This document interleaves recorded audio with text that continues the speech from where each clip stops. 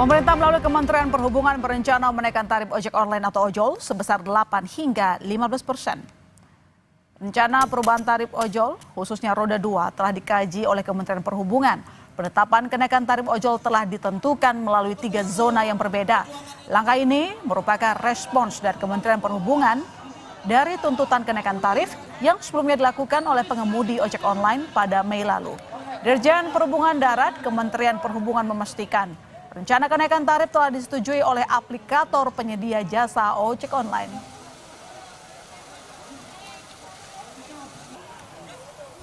Untuk tuntutan terkait dengan tarif, kami sudah melakukan pengkajian dan sudah final untuk perubahan tarif, terutama roda 2. Itu ada beberapa kenaikan. Ini yang sudah kami buat, kami kaji sesuai dengan zona yang sudah ditentukan. Bervariasi, kenaikan tersebut ada 15%, ada 8%, tergantung dari zona yang kita tentukan. Ada 3 zona, zona 1, zona 2, zona 3. Dan ini proses masih kami teruskan. Besok kami akan memanggil, tapi pada prinsipnya kenaikan tarif ini sudah disetujui, Pak, oleh aplikator. Saudara, Kompas.com mencoba melakukan simulasi kenaikan tarif ojek online dengan rute Stasiun Sudirman menuju kawasan SCBD dengan menggunakan 3 aplikator penyedia jasa layanan ojek online. Nah, tarif ojol menggunakan aplikasi Gojek dengan pilihan GoRide Hemat saat ini bertarif Rp14.000 dan jika kenaikannya 15% ditetapkan, maka tarifnya akan menjadi Rp16.100. Harga yang tidak jauh berbeda juga berlaku dengan menggunakan aplikasi Grab. Dengan menggunakan pilihan layanan Bike Hemat, harga saat ini sebesar Rp14.000 dan setelah naik 15% menjadi Rp16.100. Untuk jasa aplikasi Maxim, dengan menggunakan layanan Bike sangat hemat, harga saat ini sebesar Rp13.700 dan ketika sudah naik 15%, maka tarifnya menjadi Rp15.800. Beragam respons muncul dari pengemudi ojol. Ada yang setuju dengan keputusan kenaikan tarif ojol tersebut, namun mereka meminta agar potongan biaya kepada aplikator ikut diturunkan. Sementara pengemudi ojol lainnya menyatakan tidak setuju dengan rencana kenaikan tarif ojol sebesar 8 hingga 15%. Mereka khawatir penumpang akan jauh lebih sepi karena harga yang naik. Setuju sih. Kenapa? Karena kan itu bisa buat naikin pendapatan kita juga kan, kayak gitu. Sama kalau misalkan itu juga dari yang kayak potongan atau segala macam itu bisa ngebantu banget lah buat kita juga gitu. Kurang setuju sih, Bang, sebenarnya. Ya takutnya penumpang jadi lebih merasa kemahalan harganya kan. Udah gitu pasti pesaing-pesaing banyak, Bang, nggak mungkin kita doang kan. Jadi itu kemungkinan bisa lebih sulit dapat orderan, bisa efek jadi anyep, sepi. Ya kalau saya sih setuju aja ya, kita kembalikan lagi ke pelanggannya aja gitu. Dan juga kita namanya pelanggan kan, apalagi ini sekarang banyak aplikasi, ya kan. Dan juga itu ya tinggal kembalikan lagi ke pelanggan.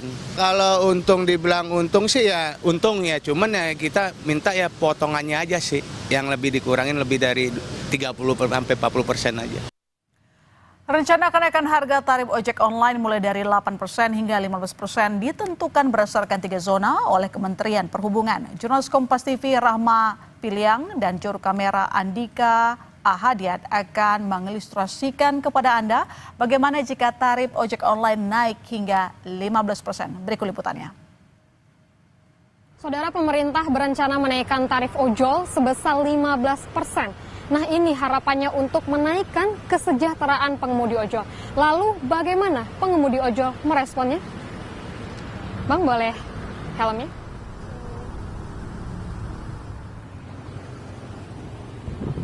Kenaikan tarif ojek online menjadi salah satu angin segar bagi para pengemudi ojek online. Kenaikan ojek online mulai dari 8% hingga 15% diharapkan bisa meningkatkan kesejahteraan para pengemudi. Meskipun keputusan kenaikan tarif ojol belum finalisasi, namun hingga saat ini Kementerian Perhubungan tengah melakukan kajian lebih dalam. Kajian ini juga melibatkan aplikator sebagai jasa penyedia layanan. Selain itu, perwakilan pengemudi ojol, akademisi, hingga perwakilan konsumen turut dilibatkan dalam menggodok kebijakan kenaikan tarif ojol. Sejumlah pengemudi berharap kenaikan tarif ojol diiringi juga dengan penurunan potongan tarif kepada aplikator. Nah, saudara, saya tadi bepergian dari daerah Kuningan ke daerah Setiabudi. Tadi harga tarifnya sebesar 15.000, nanti jika kalau naik 15%, berarti itu akan menjadi sekitar 16.100. Nah, kita akan tanyakan kepada abang ojolnya bagaimana tanggapannya terkait dengan naiknya yang akan direncanakan tarif ojol ini akan naik. Saya bersama dengan abang Nanda Dwi Kurnia. Bang, ini rencananya pemerintah akan menaikkan tarif ojol 15%. Ini tanggapan abang sebagai pengemudi ojol seperti apa, Bang?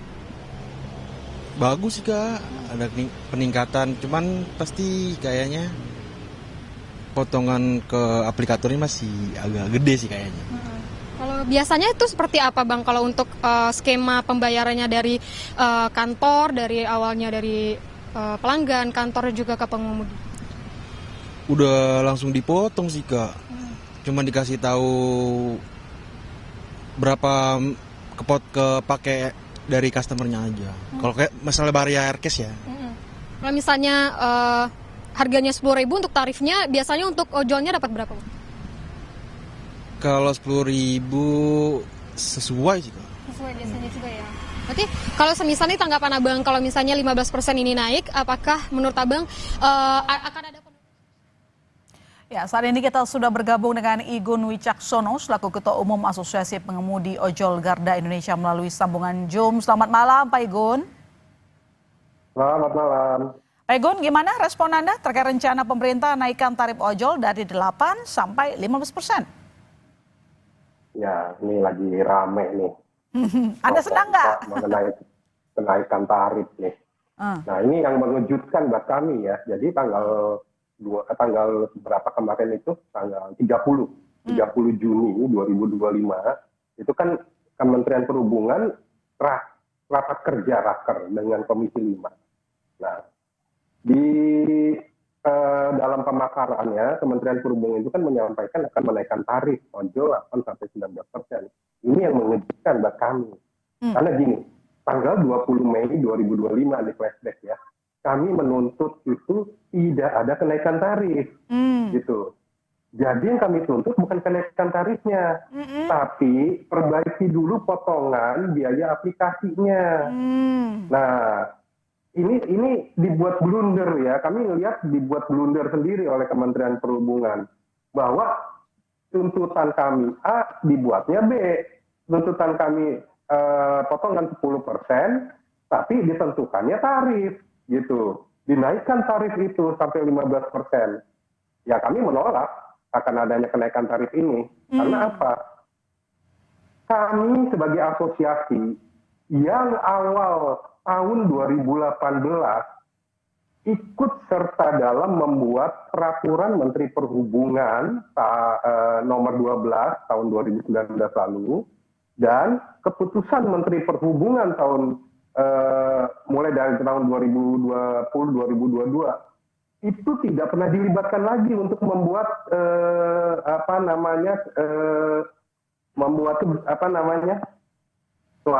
suatu kajian. Nah, tiba-tiba Kementerian Perhubungan dengan perusahaan aplikasi membuat statement bahwa tarif ini dinaikkan atas persetujuan perusahaan aplikasi. Loh, terus kemana pengemudinya? Kemana para asosiasi yang selama ini ikut membentuk tarif? Gitu. Tiba-tiba membuat keputusan yang mengejutkan buat kami. Jadi kalaupun memang tarifnya naik sampai 15%, Anda curiga bahwa nanti potongan kepada aplikator pun tetap akan besar. Tidak sesuai dengan permintaan dari teman-teman ojol. Ya, betul. Jadi gitu. Jadi kami minta perbaiki dulu ini potongan biaya aplikasi 10%. Kami minta turun 5% loh. Jadi gini, potongan biaya aplikasi di dalam keputusan Menteri Perhubungan nomor 1001 tahun 2022 itu 15 plus 5%. Oke. Nah, jatahnya perusahaan aplikasi ini hanya 15% ya. Kita hanya minta turunkan tuh 5% aja. Jadi tinggal 10%. Itu aja kita minta. Nah, kalau yang 5% tambahan itu sebenarnya harus dikembalikan kepada para pengemudi dalam bentuk asuransi, beasiswa dan segala macamnya. Namun yang terima juga hanya sebagian kecil pengemudi, hanya formalitas saja. Tidak pernah ada merata diterimanya. Ya ini. Jadi ada suatu kami melihat mungkin suatu kong-kali-kong nih antara perusahaan aplikasi dengan Kementerian Perhubungan gitu. Jadi potongan untuk aplikator selama ini 20% ya? Koreksi kalau saya salah. Potong yang dalam regulasi adalah 15 plus 5. Namun fakta yang terjadi di lapangan, kita sudah serahkan nih alat barang bukti nih. Barang bukti yang sudah diserahkan kami kepada Komisi 5, lalu Komisi 5 juga menyerahkan kepada Menteri Perhubungan, itu sampai mencapai hampir 50%. Nah, pelanggaran seperti ini pun didiamkan oleh Kementerian Perhubungan. Pada saat kami minta tolong Kementerian Perhubungan, turunkan saja 5%. Selama ini mereka dari tahun 2022 ini mengambil lebih dari 20%. Itu pun masih dibuat alibi oleh Kementerian Perhubungan. Kalau diturunkan nanti bagaimana perusahaan aplikasi untuk hidup, untuk untuknya. Ini bagi kami omong kosong aja ini. Jadi suatu hal yang mereka ini perusahaan aplikasi mengambil secara paksa selama ini dari tahun 2022, lalu kami hanya minta keadilan, turunkan aja sampai 10% aja itu dari 15%. Itu aja tidak juga diputuskan oleh Menteri Perhubungan. Oke, dengan rencana kenaikan tarif kalau memang jadi diimplementasikan maksimal 15%, apakah nantinya ada kekhawatiran bakal menurunkan jumlah pengguna ojek online misalnya dan pindah ke transportasi umum yang lebih murah?